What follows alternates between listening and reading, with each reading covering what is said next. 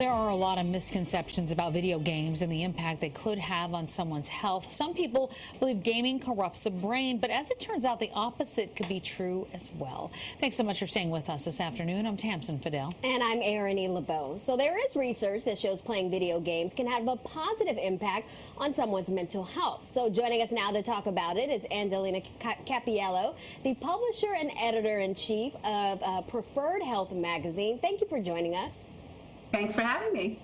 All right, so we know that most people are used to seeing studies that show the negative effects of video games, but you say they could actually be good for our mental health. How is that?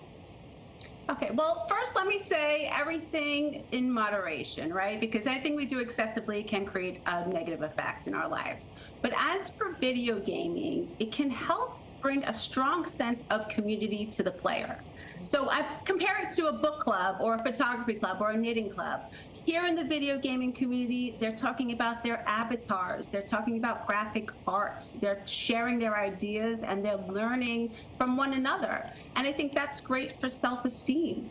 They can also help relieve stress and anxiety for the player, by being in control of that character, right? So where we might feel we're out of controlling things in our lives, in the video games, we're able to control that avatar from what they wear to, where they play, who they play with. And I think that's great to build a sense of security.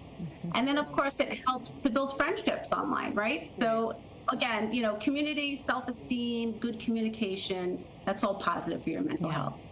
Well, you've witnessed the benefits in your personal life. Can you tell us what happened with your husband?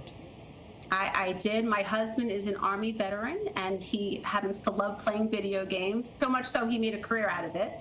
So on his channel, which is SGT Finesse, he actually plays with other veterans. And instead of it being just a bunch of guys playing video games, all day, I actually found that they were talking about things like PTSD and, medical issues or, time they spent overseas. And so it ended up being more therapeutic for my husband and to all those he was speaking with. Okay, so Angelina, does it matter what type of video game it is? I know VR is really popular right now, or what do you suggest? The top three come to my mind. These are very popular. So Minecraft, and if you have a kid, you know about Minecraft, and that is really for creativity, right? So Minecraft, we're creating these beautiful worlds in the game, and it's really using our frontal lobe cortex, right? And I've watched my children build amazing worlds, in that game. Also, World of Warcraft. This is a very popular game. And it's more adventurous, and it's great for team building, and it's more of a fantasy, world of wizards and magic, and so that's a lot of fun as well.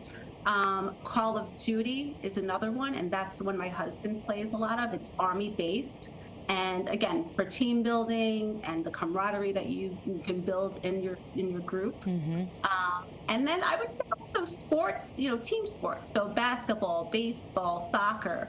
Any video game relating to that is great for building teamwork and good communication. So let me ask you, we talked about your husband and adults. Do you think children could benefit the same way?